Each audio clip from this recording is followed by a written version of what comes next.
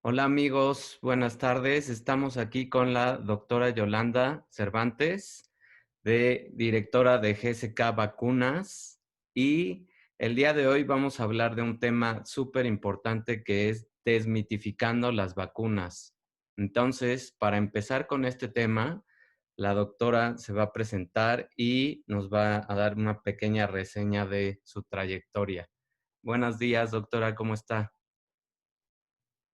Hola David, a tus órdenes. Buenos días para ti y tu audiencia. Ok, si gusta presentarse brevemente, nada más. Sí, David, mira, soy la doctora María Yolanda Cervantes Apolinar. Soy, como tú mencionaste, directora de investigación y desarrollo y asuntos médicos de vacunas en GlaxoSmithKline México. Soy pediatra, infectóloga pediatra, y pues me dedico a investigación y desarrollo de nuevas vacunas en las que tú mismo has participado en estas vacunas innovadoras que se han desarrollado en nuestro país y en el mundo. Y pues muy contenta el día de hoy de poder platicar contigo. Muchas gracias, doctora. Pues, sin más preámbulos, pasemos a lo importante que es todo este tema de las vacunas, sobre todo ahorita que tenemos este estado de pandemia y donde muchísima gente pues tiene mensajes encontrados de lo que va a pasar, de las vacunas que están compitiendo por ver cuál sale primero, etcétera. Entonces, la primera pregunta que que le quiero hacer es, ¿qué es una vacuna? ¿O cómo se define una vacuna para la gente que no tiene una clara idea de lo que está pasando con una vacuna? Sí, bueno, las vacunas son sustancias que se inyectan en nuestro cuerpo, generalmente, aunque a veces son tomadas, y normalmente son partecitas pequeñas de un virus, una bacteria, o es el mismo virus atenuado, o sea que ya no es un virus infectante, o es un virus partido en pedacitos, o un virus fraccionado, como es el caso de la vacuna contra el virus de influenza. El objetivo principal es que el sistema inmune, nuestro organismo, desarrolle defensas o anticuerpos contra estos virus, estas partes de estas virus o bacterias antes de desarrollar la enfermedad. Entonces, al incluirlos en nuestro cuerpo, nos va a alertar al sistema inmune, va a decir, hay algo extraño en el cuerpo, Ujú. desarrollo anticuerpos para que cuando el organismo en realidad esté en contacto con ese virus o con esa bacteria, se defienda y no entra la infección al cuerpo, ¿no? Entonces, de alguna manera, pues nos está preparando el organismo para que no tengas la infección grave por el virus o la bacteria que, pues, para lo que esté desarrollada la vacuna, ¿no? Si hablamos del COVID-19, por ejemplo, Ujú. ahorita hay más de 300 vacunas en desarrollo para COVID-19, sin embargo, hay cerca de 30 que están en etapa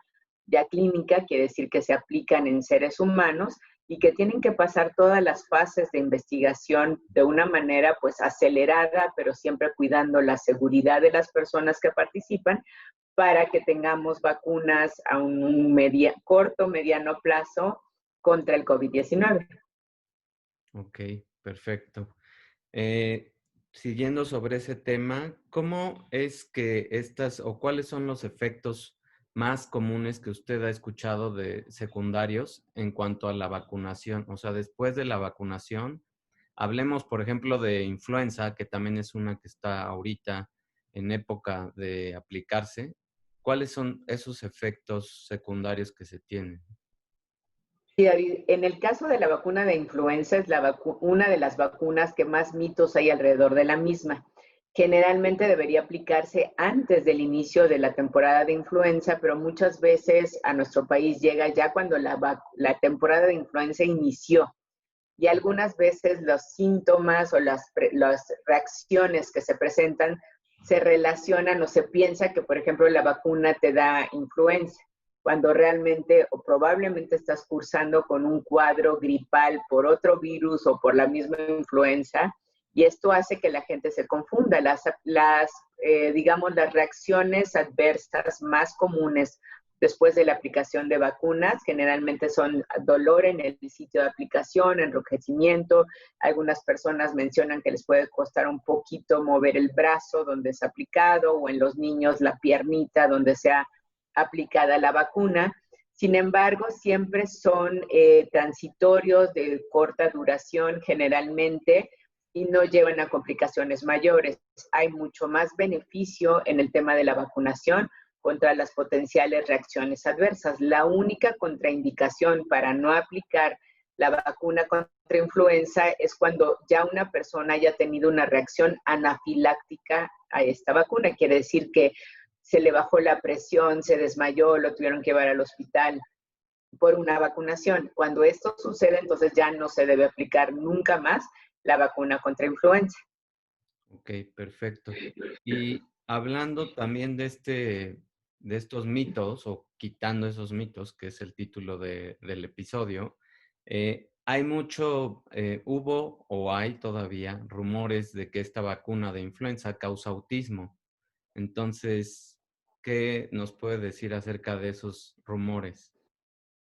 Sí, bueno, qué bueno que lo mencionas, David, porque en realidad los rumores de autismo son principalmente relacionados con la vacuna sarampión, rubiola y parotiditis, aunque a veces puede ser que en el lenguaje popular como que salte a otra vacuna, ¿no? Pero el origen de esto es en los 90s, con un investigador que es el doctor Wakefield en Estados Unidos, que hizo una publicación en el Lancet, en esta revista científica, donde mencionaba pues esta relación entre autismo y vacunación contra sarampión, rubiola y parotiditis. Años después, la misma revista Lancet se desdijo o bajó la publicación y dijo que pues los datos que habían incluido en esta información por este doctor que menciona, pues habían sido inventados o construidos, ¿no? Sin embargo, pues esto quedó en la mente de muchas personas, incluso recientemente en los congresos de pediatría sigue siendo una pregunta si la vacuna contra sarampión, rubiola o parotiditis pudiera causar autismo. La respuesta es no. Se han hecho evaluaciones científicas de toda la información publicada referente con todo este tema, y en más de 10,000 publicaciones relacionadas con el tema no hay entre autismo y vacunación contra sarampión, rubiola y parotiditis o cualquier otra vacuna. Principalmente pues se atribuyen a factores genéticos, ambientales o de otro tema, pero no directamente con la vacuna de sarampión, rubiola y parotiditis. Ok, perfecto. ¿Y cuáles son algunas de las pruebas de seguridad y eficacia que tienen las vacunas antes de salir al mercado? Sí, creo que este punto que mencionas es importante reforzarlo, porque justo ahorita lo que decías, el desarrollo de las vacunas COVID, es un buen ejemplo donde hemos escuchado en los medios que hay un desarrollo acelerado. El promedio normal de desarrollo de una vacuna, nueva vacuna, es entre 10 a 15 años. Y en el pasado, la vacuna que había roto este paradigma de desarrollo es la vacuna contra rotavirus, por ejemplo, donde de que se inició un estudio fase 3 en miles de niños en el mundo hasta que se inició una vacunación universal contra rotavirus, pasaron 3 años. Fue un periodo muy corto. Ahorita, para el desarrollo de las vacunas COVID, estos 10 a 15 años se está cortando a 18 meses. Esto quiere decir que la mayoría de las fases de investigación se están sobreponiendo unas con otras, es decir, se aplica en decenas de personas, pero rápidamente se inicia la vacunación. Si se confirma el perfil de seguridad en cientos de personas, y esto hasta llegar a los estudios fase 3 en miles de personas en diferentes partes del mundo. ¿Con qué objetivo se hace esto? Para confirmar primeramente la seguridad de las vacunas en diferentes poblaciones, y la dosis de las mismas, y la eficacia, o sea, qué tanto previene contra la enfermedad que en este caso queremos proteger, que es prevenir, que es COVID-19, ¿no? Entonces, estas fases son pues obligatorias, son reguladas por lo que se conoce como las buenas prácticas clínicas, de desarrollo de medicamentos y vacunas que pues aseguran a las personas que participan en los estudios de investigación clínica que sus derechos y la seguridad, sobre todo en el caso de vacunas, está resguardada antes de cualquier otra cosa. Ok, perfecto. Sí, porque ahorita, pues sobre todo con toda esta aceleración de las fases de la investigación y de que urge que salga esta vacuna para empezar a bajar, pues, el número de infecciones, es que mucha gente tiene miedo, tiene dudas, tiene, pues, muchísima confusión, ¿no? En todas estas fases y es importante recalcar este papel que usted ahorita mencionó, de cómo sí se están dando estas fases, simplemente lo que se hace es recortar los tiempos, pero no se pueden saltar fases de ningún estilo, de ningún tipo. Todo se tiene que ir respetando porque además hay agencias regulatorias que lo están verificando, ¿no? Y ha habido vacunas que se hayan sacado del mercado por no cumplir con ciertos criterios o porque una vez que se dio la vacunación hubo algún evento adverso el cual no se esperaba. Si nos puede hablar de 2 ejemplos. Sí, bueno, creo que tengo uno que es característico, que es el desarrollo de la primera generación de vacunas contra rotavirus. Existió una vacuna que ya con su uso masivo en Estados Unidos demostró que tenía un riesgo adicional de invaginación intestinal en ese momento y la vacuna fue retirada del mercado. Pero este ejemplo también nos sirve para decir que ya después que se evaluaron las siguientes vacunas, las siguientes generaciones de vacunas contra rotavirus, se identificó que potencialmente este podía ser un efecto de clase, quiere decir que todas las vacunas podrían haberlo tenido y es un riesgo mínimo comparado con el beneficio de la protección contra la diarrea grave y la potencial muerte por una diarrea por rotavirus. Pero sí tenemos este ejemplo en su momento de esta vacuna contra rotavirus, que fue retirada del mercado de Estados Unidos, probablemente anticipadamente, y que podía haber tenido pues un beneficio mayor en los países con mayor mortalidad por diarrea por rotavirus, ¿no? Pero sí es un ejemplo donde no solo en la parte de investigación clínica, sino cuando ya estás en la etapa de post-mercadeo o post-uso de la vacuna, cuando se evalúan a nivel masivo, pudieran aparecer algunas señales de seguridad, como fue este caso, que hagan que se detiene una vacunación, como pasó con esta vacuna contra rotavirus. Muchas gracias, doctora. Y ahorita que toca ese punto, es muy importante, creo, recalcarle a la gente que aun cuando la vacuna ya se registró, ya se aprobó, o sea, cualquier empresa tiene la obligación de dar un seguimiento que es el que usted menciona, de posmercadeo. Entonces, también para seguridad de las personas, ese posmercadeo es el que se tiene que empezar a extender en todo el mundo para detectar este tipo de irregularidades o de casos que puedan dar una señal de que la vacuna no está funcionando adecuadamente, ¿no? Sí, David, creo que aquí si me permites agregar, Sí. es una responsabilidad de todos, ¿no? Porque es el reporte de cualquier reacción adversa de medicamentos o vacunas de las personas que reciben la vacuna o el medicamento. No hay manera de que se sepa de estas enfermedades si no se reportan, ¿no? Entonces, en nuestro caso, pues hay un programa de farmacovigilancia y un reporte a nuestra autoridad regulatoria, que es la COFEPRIS, y se les pide a todos los médicos, a los pacientes, a la industria farmacéutica, que se reporte para completar la información de seguridad de estos productos o en este caso de vacunas, ¿no? Y recordando que el objetivo número uno en el desarrollo de vacunas es seguridad, porque generalmente las vacunas van a personas sanas. Exacto. Sí, y es importante que, pues, que la gente que nos está escuchando tome conciencia de que este tipo de reporte es imprescindible para que la calidad de lo que se está produciendo, pues mejore, ¿no? Así sean reacciones pequeñas, todo se va tomando en cuenta en un futuro para las nuevas vacunas que van a salir o los nuevos lotes de vacunas que van a salir. Y lo mismo deberíamos de hacer en la parte de alimentos, nada más recalcando, ¿no? Que es una responsabilidad ahora de la sociedad de tomar esa posición, ¿no? De si tú estás comprando algo para tu salud y si estás consumiendo algo para tu salud, pues está en ti la responsabilidad de que digas qué es lo que estás sintiendo y que conozcas más los síntomas de tu cuerpo, ¿no?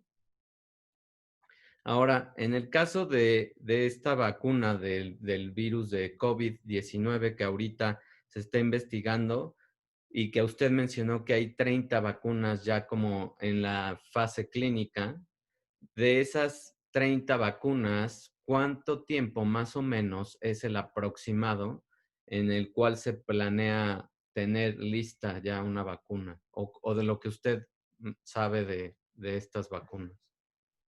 Sí, bueno, lo que se ha mencionado tanto en las publicaciones científicas como en los medios de comunicación, que creo que no ha habido nunca un tema con mayor cobertura de medios que el COVID-19, ¿no? De hecho, se ha hablado de una infodemia, ¿no? Hay una enfermedad ya de comunicación negativa o fatalista o desviada de la realidad alrededor de COVID-19.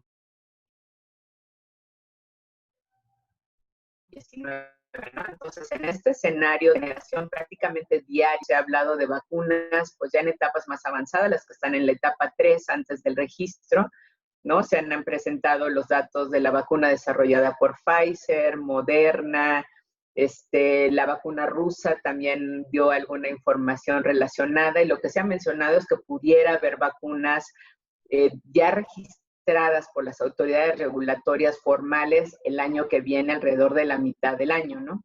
También es importante mencionar que ya hay algunas vacunas que se están utilizando pues de uso limitado, por ejemplo en China, como la vacuna de CanSino que se está aplicando en militares chinos ya desde hace varios meses, o en Rusia o también en los Emiratos Árabes Unidos algunas vacunas en personal médico, sin que sea una investigación clínica, sino ya una aplicación formal en ellos, digamos, anticipada a estas aprobaciones por autoridades reconocidas como FDA, EMEA, y, la COFEPRIS en México, ¿no? Nada más para tener el contexto de cómo se está moviendo este mundo de vacunas.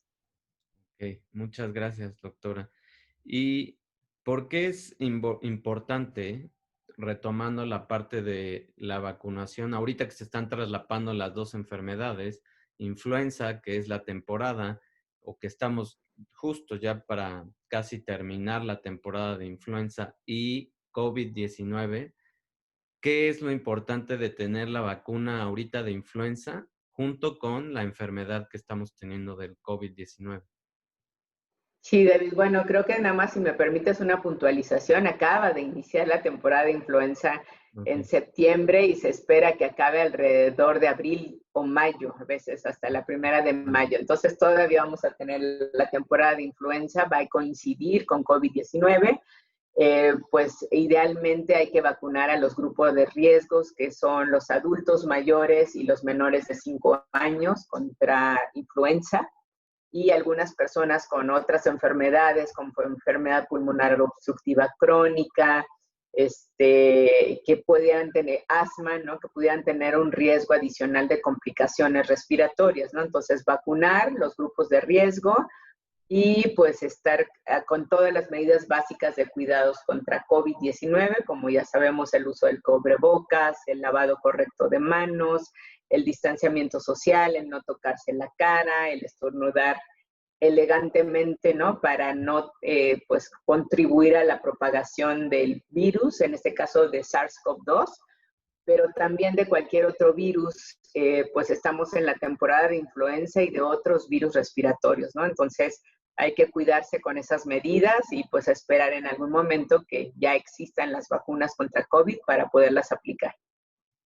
Ok, pues creo que cubrimos todas las preguntas que yo, en mi particular punto de vista, siento que la gente tiene ese tipo de preocupaciones y son las preguntas que yo he visto por ahí en redes sociales, etcétera. Entonces era importante como clarificar todos estos mitos, ¿no? No sé si usted Gracias, quiera David. agregar algo más. Sí, bueno, si me lo permites, creo que Claro. un mensaje que me gustaría compartirte es este concepto de prevención más allá de la edad pediátrica con las vacunas, porque normalmente pensamos en vacunación y pensamos en los niños. Y creo que el COVID, una de las cosas buenas que ha traído es esta conciencia de prevención en todas las edades y que la vacunación beneficia a niños, adolescentes, adultos mayores, personas con otras enfermedades, mujeres embarazadas en el caso de influenza, por ejemplo, y tosferina. Entonces, como que estemos muy conscientes de escudo